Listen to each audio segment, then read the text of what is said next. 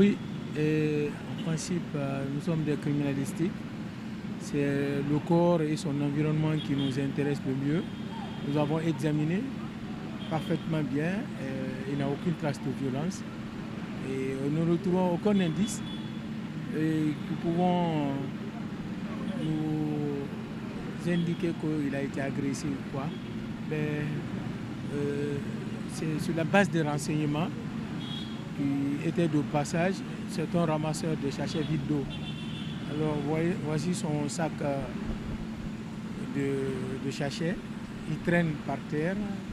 Alors arrivé à ce niveau, il a crié fort et il serait tombé sur le coup.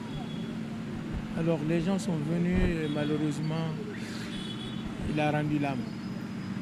Alors c'est de cette manière que nous avons été informés. Et arrivé sur les lieux, on l'a examiné exactement, il n'a aucune trace de violence. Mais on trouve que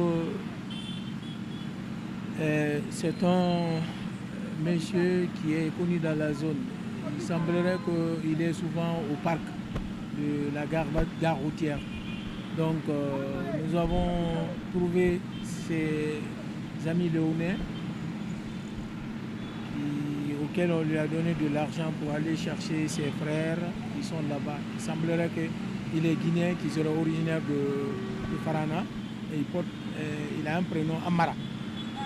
Donc nous attendons l'arrivée de ces gens pour pouvoir l'identifier parfaitement et sur l'instruction du procureur et qui nous dit de le déposer à la médecine légale pour déterminer la cause réelle du décès. Et selon les indices, les riverains qui étaient sur place, ils l'auraient aperçu aux environs de 7 heures vers la corniche, mais qui ramassaient les sachets d'eau. Ces endroits, on ne sait pas ce qui se passe là-bas, mais les gens passent là-bas faire un coup d'œil avant de sortir, quoi. Et ça permet de les booster pour qu'ils puissent faire correctement bien leur travail. Mais lui, de Corniche Coléa, il a commencé pour aboutir vers là. Et sa dernière poubelle visitée, c'était en bas de l'immeuble. De là, il est venu par ici. Et malheureusement, il aurait crié fort avant de se renverser par terre. C'est de cette manière qu'on nous a décrit. Mais nous, on a examiné le corps, on n'a aucune tache de violence. Et le reste...